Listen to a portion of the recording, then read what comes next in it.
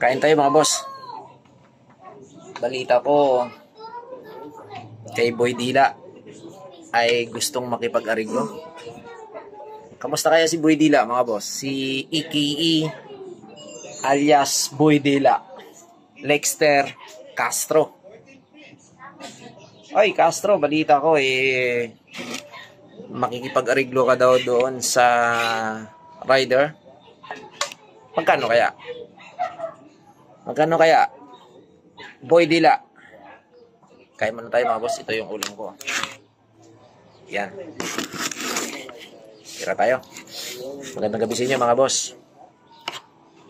Bago tayo kakain ay manalangin muna tayo. Panginoon, maraming salamat sa biyaya pinagulong mo sa amin. Manong basbasan niyo po ito sa ngalan ni Jesus na aming tagapagligtas. Amen.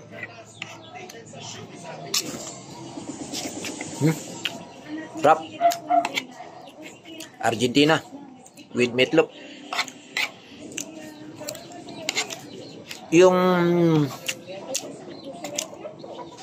nag-viral na si Boy Dila, yung sa pista ng Wata Wata Festival sa San Juan, ay kagabi nag-live sila kasama yung mayor ng San Juan na si Mayor Zamora sa San Juan.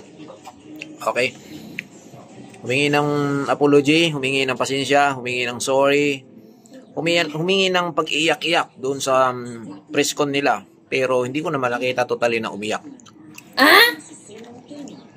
Parang wala naman luha.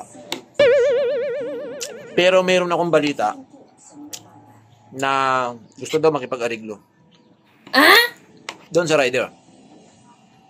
Ang tanong, magkano ba kaya? Baka nagkarigluhan na. Hindi mga boss. Kasi si alias Boy Dila ay nahirapan na din. Dami kasi nang babasa sa kanya yung mga buzzer niya.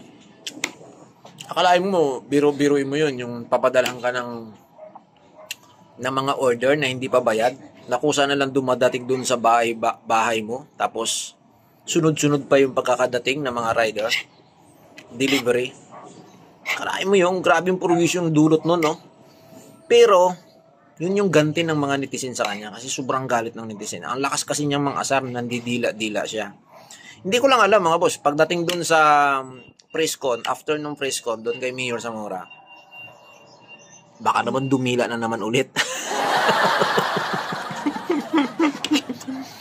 Nakakaluko kasi yung kanyang dila Kaya maraming nagalit na mga netizen. Wawa, Boy Dila. Sa susunod, wag mo nang uulitin. So kayo mga kabataan, makinig kayo. Itong sasabihin ko sa inyo, wag na wag kayong mamurwisyo ng kapwa nyo tao. Bakit? Iba na ang panahon ngayon.